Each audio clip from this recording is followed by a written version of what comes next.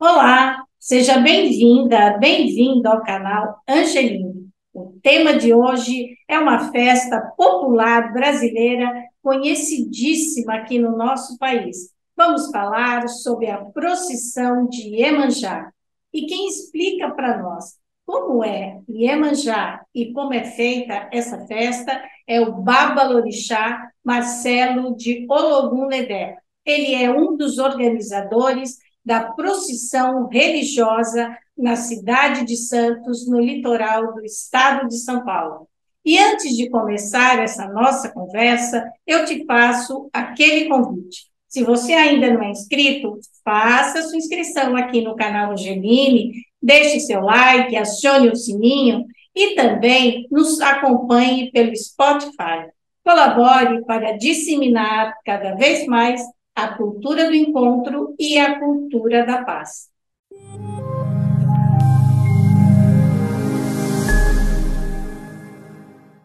Babalorixá Marcelo de Ologunedé. É um prazer recebê-lo aqui no canal Angeline. Muito obrigada por ter aceitado o nosso convite.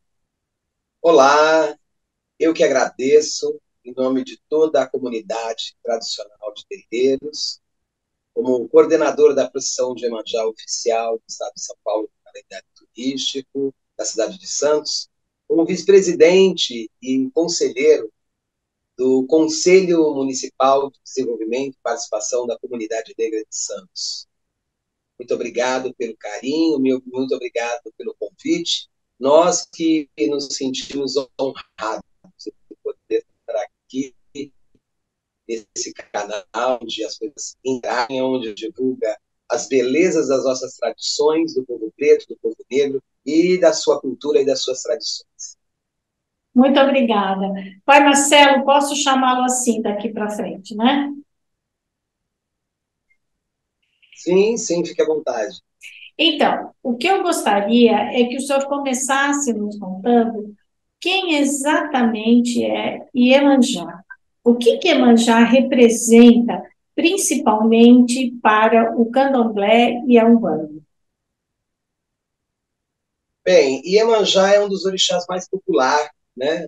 Um dos orixás mais populares que tomou uma proporção muito grandiosa de divulgação e de interesse, né? A comunidade de todos os países, principalmente de Cuba, Brasil e toda a África, né?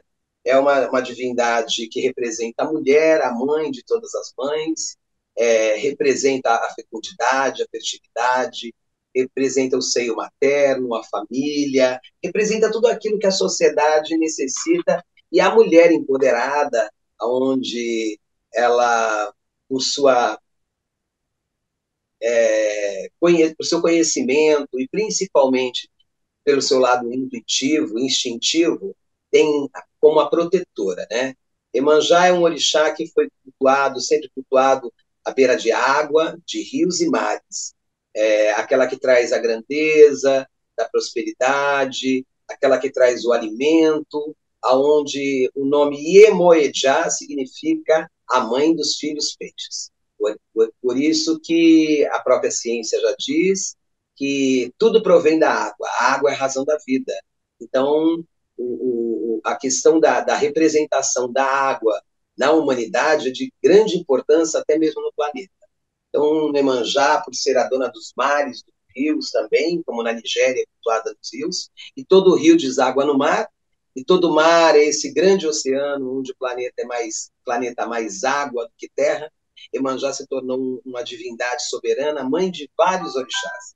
Então, o que ela representa como a grande mãe, o grande seio materno, a grande mulher empoderada, a mãe que acolhe, a mãe que cuida, a mãe que, independente de ter gerado, ela é acolhedora. A mulher desbravadora, a mulher empoderada, a mulher que toma conta da casa, do marido, dos filhos, dos vizinhos e de todas as pessoas. Aquela mulher que tem o lado feminino, ele é mais empoderado e mais fragilizado e mais sentimental. Por isso que ela é mãe de todas as mães, e ela se debruça em todas as questões da humanidade.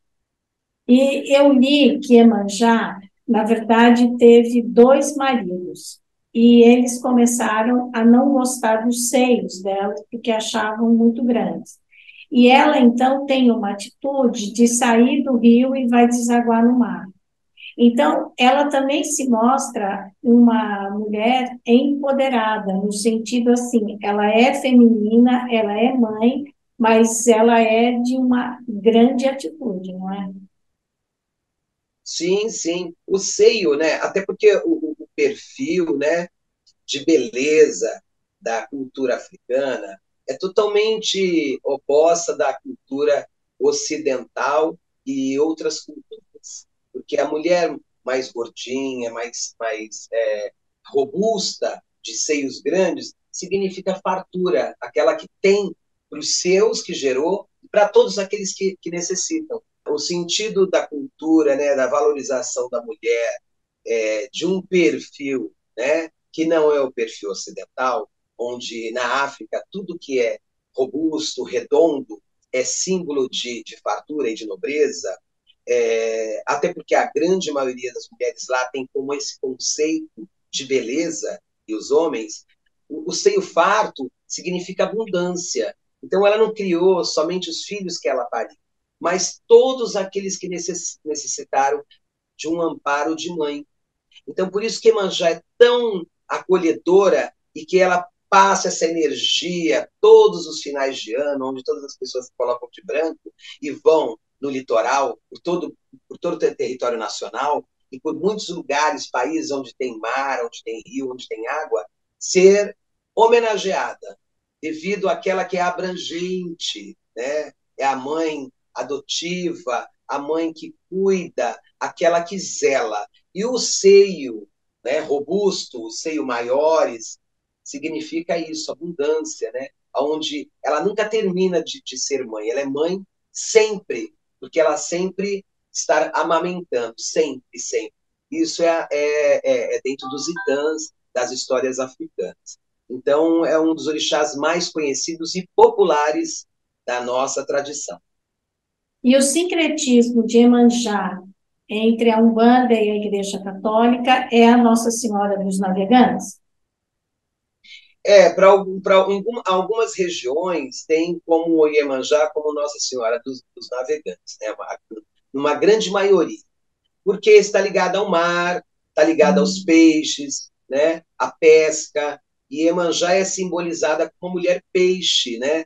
A mulher que tem o peixe, ele significa a procriação, né? Isso está em várias histórias, em vários escritas até de outros segmentos religiosos, aonde a multiplicação dos pães, a multiplicação dos peixes. Então, é a mãe dos filhos peixes, porque é considerada a mãe dos filhos peixes, por quê? Porque dentro do útero, dentro da gestação, a criança ela é gerada dentro de uma bolsa d'água. Então, se torna-se um peixinho, filho de uma mulher peixe. E também é simbolizada pela sereia negra. No caso, seria a sereia negra, porque a etnia e a cultura dos orixás vieram da África, vieram nossos ancestrais para o Brasil, né? Que são, no tempo da colonização, a questão da escravatura, e então provém da cultura negra, até porque a cultura negra, a etnia negra, ela é a primeira, né? É a primeira etnia do mundo, né? O mundo nasceu na África, né? É a raça mais antiga, é a raça negra. Então tudo provém do negro no sentido da civilização.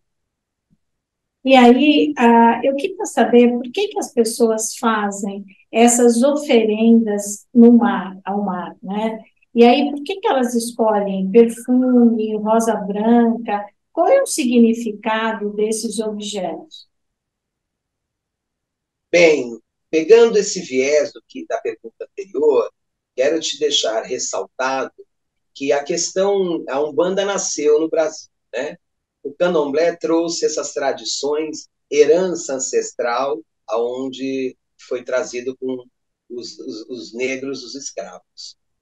E, através dessa estratégia, né, do embranqueamento, do racismo, né, e da escravatura, eram impostos, né, pelos senhores de engenhos, os senhores, né, da colonizadores do sistema escravagista, que eles mudassem o nome para nome português, nome espanhol, nomes que tinha essa ligação com os brancos. E pelo catolicismo. Então, se encontrou uma estratégia onde eles teriam que rezar, que aderir à religião do catolicismo. Aonde nasce a Umbanda foi numa estratégia de preservação religiosa, aonde eles vão à igreja, aonde eles tinham seus altares com os santos brancos e que rezavam para os seus orixás, mas, é, na verdade, os seus objetos de devoção ficavam atrás dessas imagens brancas, ou abaixo, né, nas mesas, nos cantos, nos oratórios de concreto, de pedra, e esses objetos de adoração africana ficavam escondidos. E em cima aqui, havia os santos brancos do catolicismo. Então, nasceu o sincretismo como uma tática de preservação e resistência da cultura religiosa africana, né? Agora, respondendo sua pergunta sobre essas oferendas, tudo se remete à mulher, né? A flor, o perfume, a culinária, que algumas pessoas colocam manjar, né? Fruta como um alimento de abundância e riqueza natural. É, essa mistura de presente, ou seja, esse aglutinado de presente, são presentes que vêm para agradar essa divindade na qual ela é personificada como uma mulher, né? Porque no candomblé nós temos as divindades como seres representativos da natureza. E as mulheres são, quase que do modo geral, são representadas pela água. A água é tido como um elemento da natureza feminino.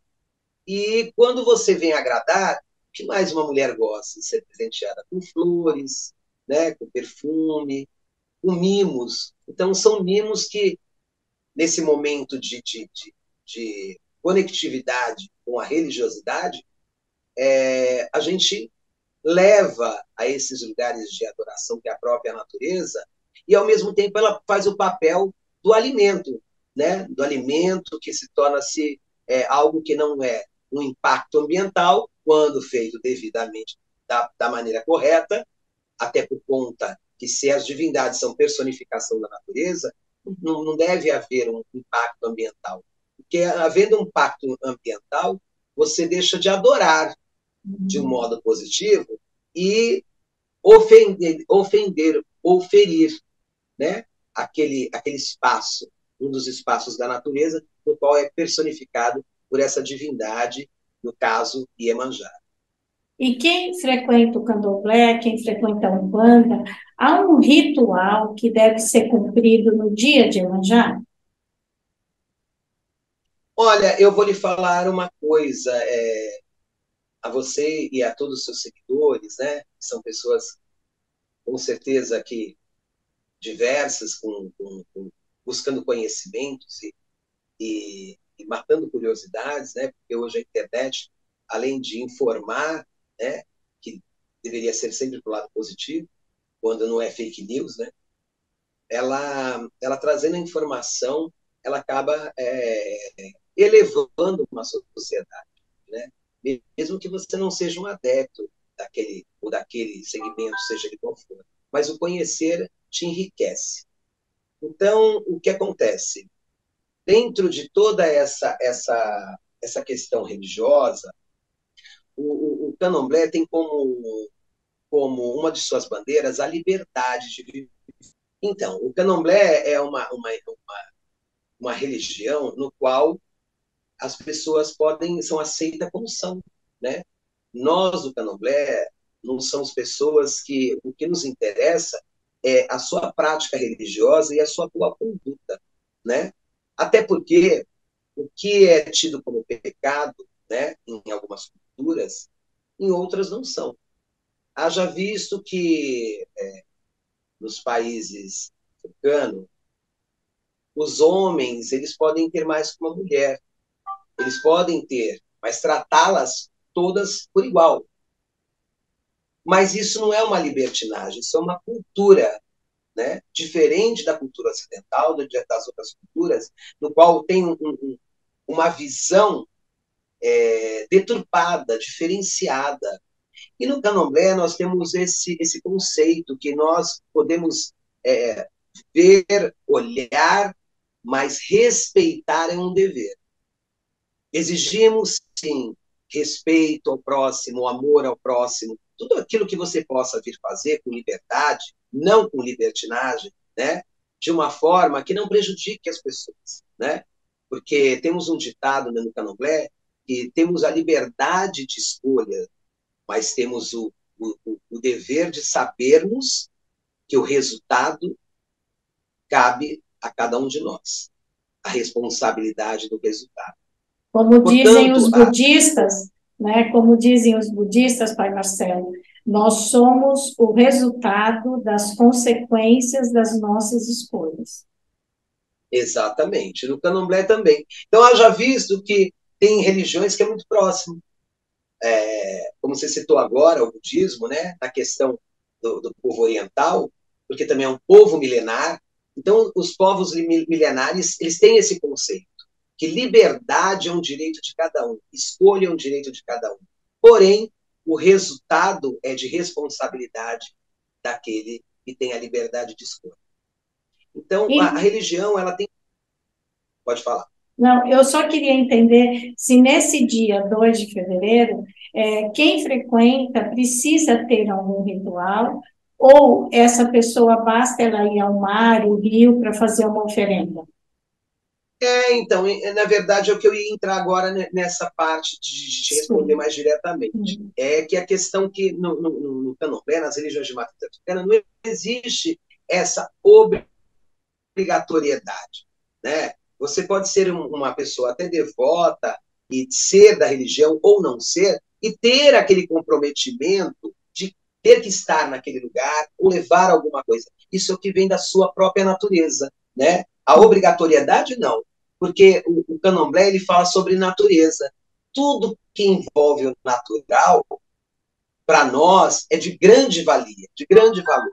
Então, a sua natureza de sentir-se à vontade, em qualquer dia da semana, qualquer dia do ano, ir ao mar, ou se há possibilidade, ou não ir, ou dentro da sua própria casa, você pegar as flores e colocar num vaso e ofertar a qualquer que seja a divindade, principalmente as femininas, porque flor é a representação da mulher, isso não é um problema, isso não é uma regra.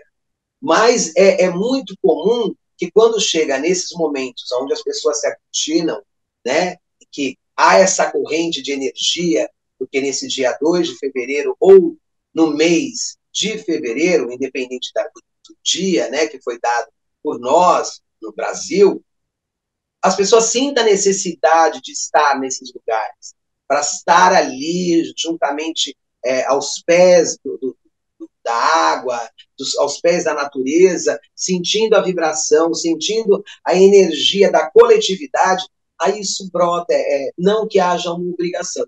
E na nossa religião, na religião de matriz africana, não existe uma obrigação, existe a devoção.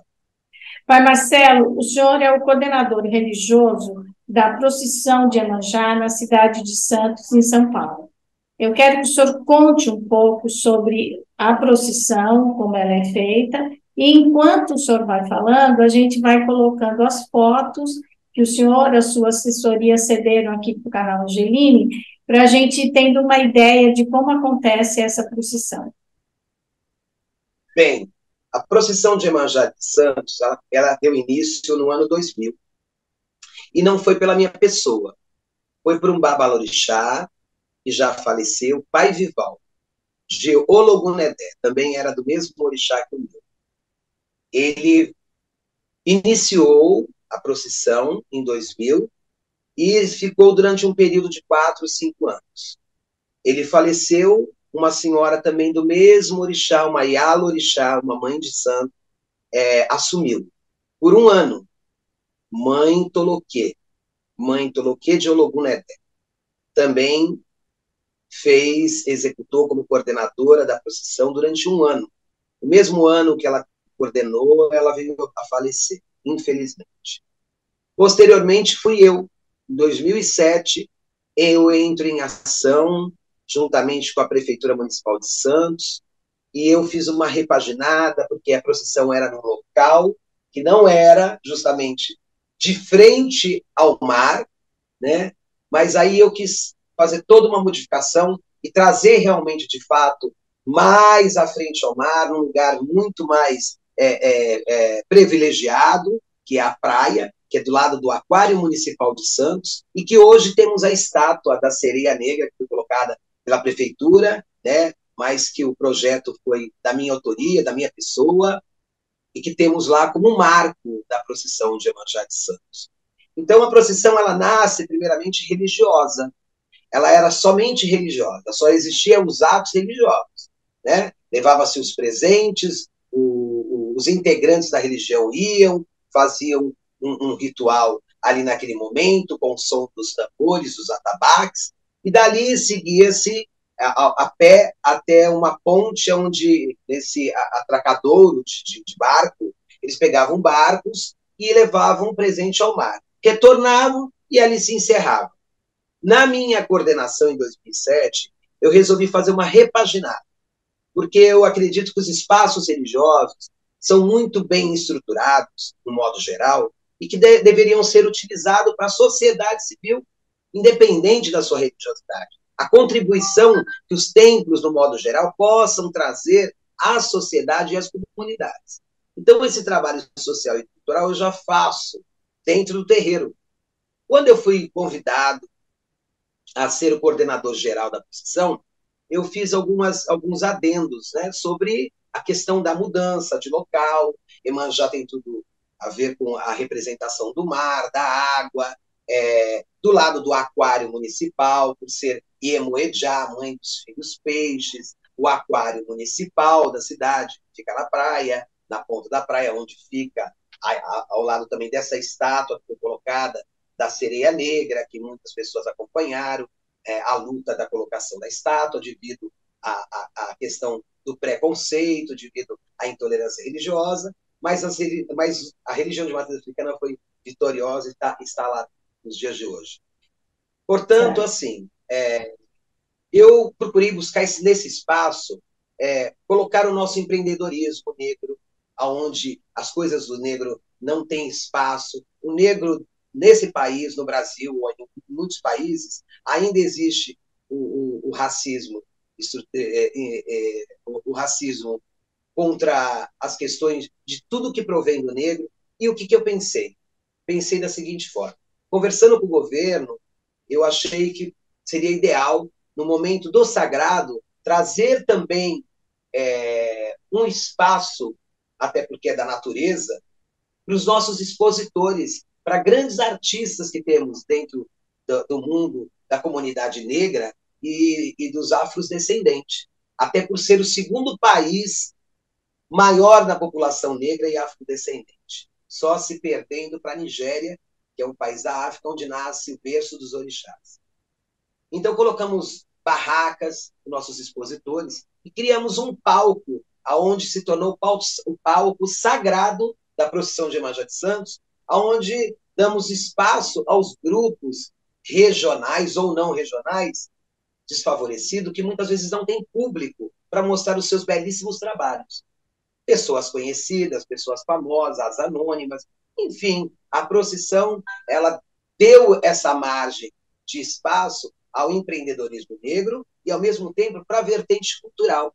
Porque o mundo só pode se tornar um mundo melhor, um mundo de paz, de uma cultura de paz, e um mundo de um igualitário, com a educação e a cultura. E foi isso que foi o meu propósito ao colocar aderir a esses fatos que eu relatei agora, de cultura e do empreendedorismo negro. Pai Marcelo, então me diga, o dia 2 de fevereiro é o dia de Iemanjá, mas a procissão em Santos será em outra data, é isso? Perfeitamente, porque quando foi criado o Dia de Iemanjá, né, é uma lei nacional, ele deu o dia, mas não deu o feriado nacional. Então, quer dizer, muitas vezes dia 2 cai dia de semana e as pessoas não conseguem participar, devido ser dia de semana, não há possibilidade. Então, quer dizer, mesmo em Salvador, onde começou a procissão de Iemanjá, que, se eu não me engano, está completando 100 anos já de procissão, lá no bairro do Rio Vermelho, é feriado só no bairro também, não é em Salvador todo. Mas já é um avanço. Então, devido a isso, nós buscamos sempre uma maneira das pessoas poderem participar. Porque, claro, toda manifestação cultural exige que tenha público, né? E tem um público foco, que é o público das religiões de matriz africana. Claro que vão simpatizantes, vai pessoas que curiosos, porque é um lugar público, então é um lugar que as pessoas vão e se sentem bem, apreciam, acham bonito. Temos também essas vertentes dentro mesmo da procissão, que é as apresentações culturais, com vertentes africanas, ou com temas de orixás, com cânticos, que tem temas de orixá, como gravado por vários cantores famosos que temos, né, no nosso país, até porque temos um país muito rico, né, em cultura. Graças a Deus. Sim, sim, a riqueza brasileira é magnífica. Só é lamentável não ser explorada, né, por nós mesmos e nós trazermos essa valorização. Muitas vezes a valorização vem de fora para dentro, né, e ao invés de ser ao contrário. Então, dia 2 se tornou o Dia Nacional do Dia de Iemanjá, mas não que seja um dia de feriado. Então, o que a Prefeitura Municipal de Santos tem como foco? O público-alvo, que é o público da própria religiosidade. Então, criamos uma parceria, num diálogo, uma discussão, de que domingo seria um dia mais propício. Se dia 2 cai no domingo, calha de ser no domingo, então, dia 2 de fevereiro, no domingo de fevereiro, fazemos a procissão. Se dia 2 cai num sábado, no dia 3, no dia seguinte, é a procissão de Iemanjá. Ou se cai durante a semana, primeiro domingo, já posteriormente ao dia 2, é a procissão de Iemanjá de Santos. Então, sempre é feito baseado na primeira semana de fevereiro. Então, aqui em Santos vai ser no dia 5 de fevereiro, que é o domingo depois do dia 2, certo? Ela começa a partir do meio-dia e será Exato. na região ali do Aquário, na orla da Isso, praia. É isso. isso. A gente sempre fala do Aquário Municipal de Santos porque é um espaço público onde existe há muitos anos. Então, todas as É uma pessoas referência, né? uma referência. Mas agora a gente já tem outra referência também, embora seja muito modesta, mas é a estátua que conseguimos colocar, que em 2022 foi colocada a estátua de Iemanjá em Santos, que é a única estátua que é representada por uma sereia negra, né? Que geralmente nunca foi colocada em nenhum lugar, né? Até mesmo em Salvador existe uma sereia, lá onde faz a procissão de Iemanjá de Salvador, no Rio Vermelho, existe uma sereia, mas é uma sereia branca. Mas isso tudo é uma questão cultural, devido ao tempo, por ser antiga, devido ao tempo da questão do sincretismo, né? A questão do embranquecimento e da colonização e de tudo isso sobre as questões da intolerância religiosa. Mas, nos dias de hoje, já conseguimos, devido à liberdade de expressão, a liberdade religiosa nos deu esse amparo de podermos hoje termos uma representatividade de fato fiel, né, como é das tradições das religiões de matrizes africanas, que é uma sereia negra, e que temos hoje lá do lado do Aquário Municipal, a nossa grande sereia negra, que é Iemanjá. De fato, a grande riqueza do Brasil, claro, é o povo brasileiro, que é um povo de muitas raças, muitas cores, muitas etnias e também das religiões, porque a riqueza do Brasil, eu vejo, está na diversidade, tanto do seu povo como das suas crenças. Isso é verdade, é fato, né? O Brasil é uma riqueza étnica fenomenal. Haja visto que no nosso jardim, que está no Guinness Book até hoje, né, que é a maior extensão de jardim, né, do mundo, ele tem monumentos de etnia oriental, ele tem monumentos de etnia indiana, indígena, enfim, e agora africana. Que legal. Agora, para essa nossa conversa aqui, Pai Marcelo, eu te pergunto se o senhor gostaria de dizer alguma coisa que eu não te perguntei. O que eu gostaria de dizer é que estamos num momento é, de reflexão, né? O país passa por, o mundo, eu acho, mas principalmente o Brasil, passa por um momento muito delicado, onde as pessoas, devido à pandemia, né, a todo esse processo da pandemia, e agora esse pleito eleitoral, né, que pela primeira vez na história chega num absurdo de ser um movimento baseado no ódio, não num discurso democrático, é um momento de avaliação, é um momento de reflexão, de respeitarmos a diversidade, respeitarmos a opinião do outro, respeitarmos o segmento religioso do outro, porque temos que trabalhar um mundo melhor, até não somente para nós mesmos, mas para os nossos familiares, para os nossos filhos, para deixarmos aqui um mundo melhor, uma sociedade melhor, para uma cultura de paz. Essa é a mensagem que nossos orixás e a nossa filosofia de vida, né, enquanto religiosos de matriz africana, temos como missão. E eu não vejo somente as religiões de matriz africana, mas como todos, que hoje existe o Fórum do Interreligioso, a cidade de Santos temos também o Interreligioso, que trabalhamos com vertentes de religiões diferentes, com segmentos diferentes, com ideologias diferentes, mas que existe algo que nos une, que é a fé e uma cultura de paz, que é o que o povo e o mundo precisa para um mundo melhor. Babalorixá Marcelo Ologunedé. Muito E, obrigada por ter aceitado o nosso convite. E eu gostaria que o senhor explicasse o que quer dizer Ologunedé. então, na verdade, na África existe vários orixás que não foi trazido para o Brasil, a maneira de se cultuar.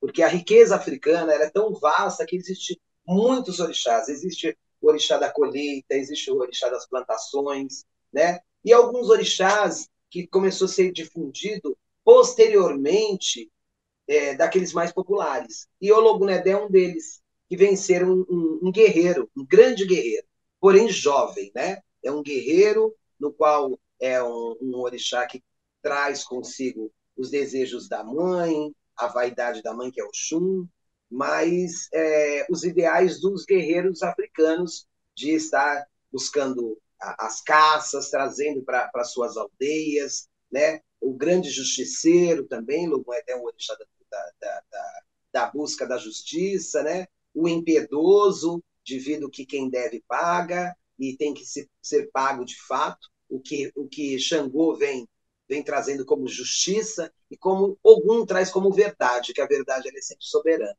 E o Ologunedé tem essas características, porque é um orixá muito místico, é um orixá muito encantado, porque é um orixá que ele traz várias características de alguns orixás numa única divindade, que é ele.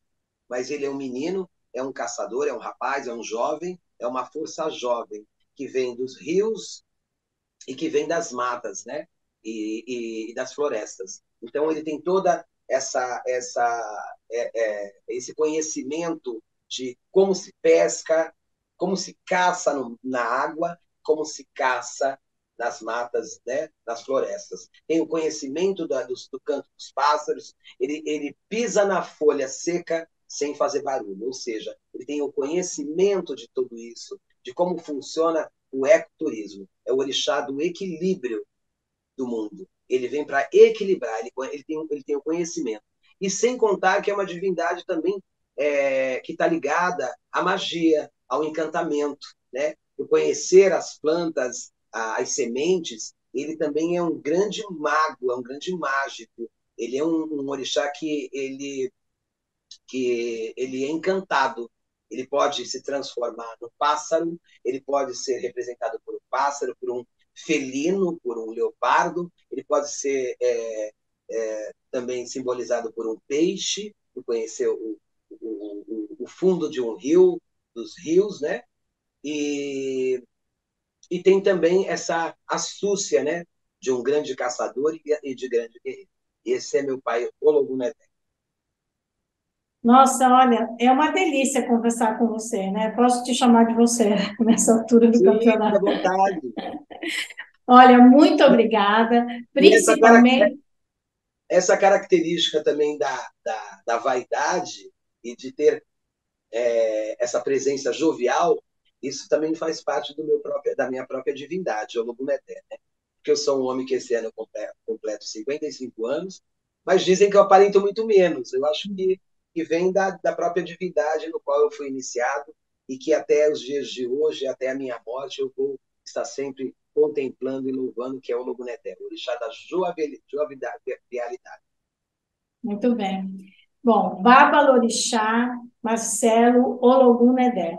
Eu agradeço imensamente por você ter participado aqui do canal Angeline, por compartilhar uma parte muito pequena do seu vasto conhecimento, mas agradeço principalmente o seu tempo, que é precioso, e, sobretudo, agradeço a sua luta em lutar pelo interreligioso para que seja respeitado, a resistência dos negros e por divulgar a religião de matrizes africanas aqui no Brasil e também por se empenhar em fazer uma grande festa, que é uma festa nacional, que é a procissão de Iemanjá.